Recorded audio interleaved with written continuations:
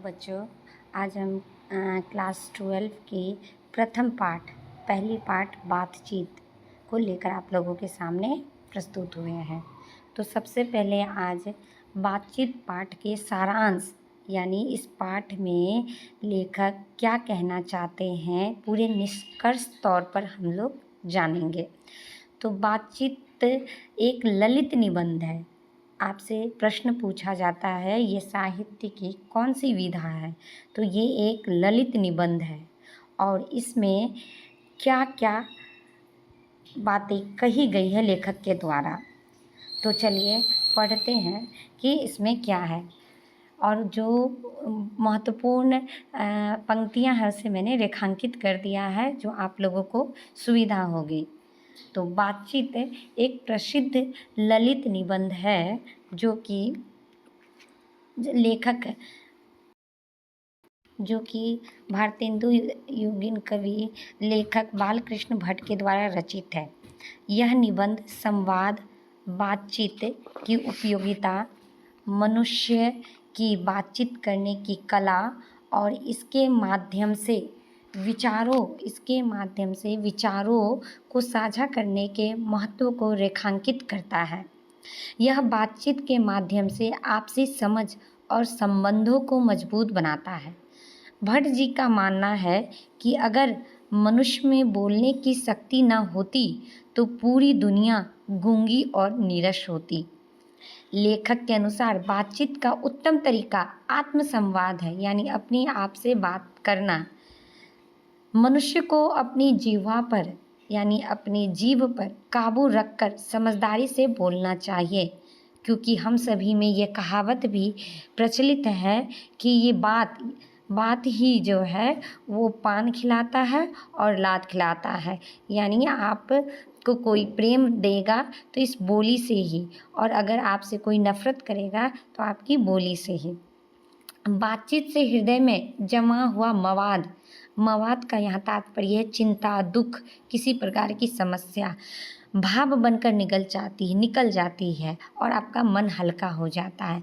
हम लोगों ने भी अपने निजी जीवन में देखा है कि अगर किसी प्रकार की कोई समस्या हमारे मन में होती है तो जब तक हम उन्हें दूसरे के साथ साझा नहीं करते, दूसरे कहने का तात्पर्य है जिससे आपका चित्त मिलता हो, जिससे आप सभी प्रकार की बात को साझा करते हैं, तो जब तक उनसे नहीं कही जाती है तो आपका मन हल्का नहीं होता है। इस पाठ में विद्वान एडिशन के मत के अनुसार असल बातचीत केवल दो व्यक्तियों के बीच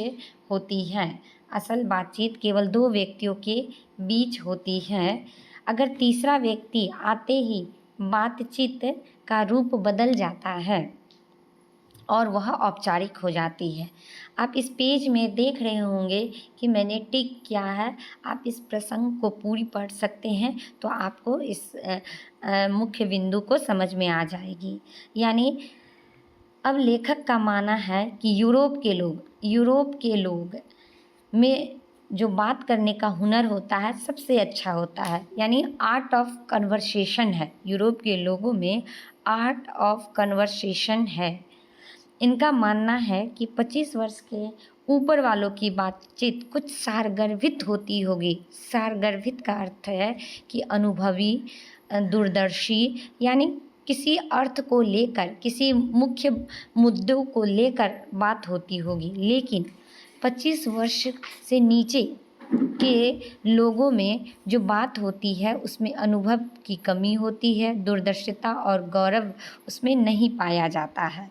इसमें एक प्रकार का, यानी जो 25 वर्ष से नीचे होते हैं उन लोगों के बातचीत में केवल दिल बहलाव और ताजगी रहती है, जिसकी मिठास उसे 10 गुनी चढ़ी बढ़ी होती है। यानी 25 वर्ष वाले जो बातचीत करते हैं उसमें थोड़ी बहुत कहीं ना कहीं नीरसता आती है, और 25 वर्ष के नीचे वाले 16, 17, 18 इन लोगों के बीच के बातचीत में मिठास रहती है, दिल बहलाने वाली बात रहती है। इस प्रसंग को आप यहाँ देख सकते हैं जो कि मैंने पेंसिल से मार्कअप कर दिया है कि ये वाला लाइन आप अपने बुक में पढ़ सकते हैं। ठीक, यूरोप की बातों को कहा गया है। सभी लेखक का आगे कहना है कि सभी वर्ग के लोगों के बातचीत का मुद्दा भिन्न भिन्न होता है। वह जिस क्षेत्र, व्यापार या परिस्थिति या फिर कहें जिसमें रुचि लेते हैं उसी के अनुरूप उनकी बातचीत होती है। कई प्रसंग पाठ में दिए गए हैं। आप अगर इस पाठ को पढ़ते हैं तो आपको इस तरह के प्रसंग मिलेंगे। घरेलू बातचीत प्रेमपूर्ण और मन को लुभाने वाली होती है, जबकि बाहर की बातचीत में केवल अपनी वाक्पटुता दिखाने की चाह होती है। सभी तरह के प्रसंग आपको यहाँ मिल जाएंगे। कि जैसे आप एग्जाम्पल के तौर पर, आप उदाहरण के तौर पर आप देख पाएंगे कि ये जो आपका है, दो बूढ़ियों के बातचीत का मुख्य प्रकरण बहू बेटी वाली होती है। इस प्रसंग को लेकर आप कल पढ़ लीजिएगा तो आपको पूरी अच्छी तरह से समझ में आ जाएगा। तो पूरे तौर पर, निष्कर्ष तौर पर लेखक का मानना है कि अगर मनुष्य में वाक्पटुता नहीं होती, अगर वाक शक्ति नहीं होती, तो पूरी की पूरी संसार जो है वो नीरस होती और गूंगी होती। वाक्पटुता, वाक शक्ति ही मनुष्य को मनुष्य बने रहने की शक्ति प्रदान करता है, और वाक शक्ति ही मनुष्य को ऊंचाई तक भी लेकर जा सकता है और उसे नीचे की ओर भी गिरा सकता है। अब आजकल वर्तमान में कई उदाहरण आपके सामने हैं। जितने भी प्रवचन देने वाले होते हैं, प्रवचन देते हैं किसी भी प्रकार के, चाहे वो सन्यासी हो, चाहे वो किसी प्रकार के साधु महात्मा हो, कथावाचक हो, उनकी वाक शक्ति आप सुनिएगा। वाक शक्ति आपको मोहित कर देती है, आपको आकर्षित करती है।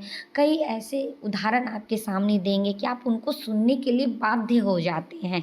तो इस पाठ में लेखक ने कई उदाहरणों के माध्यम से यही बताना चाहा है कि वाक शक्ति कैसी होती है, किस प्रकार की होती है। चलिए, धन्यवाद।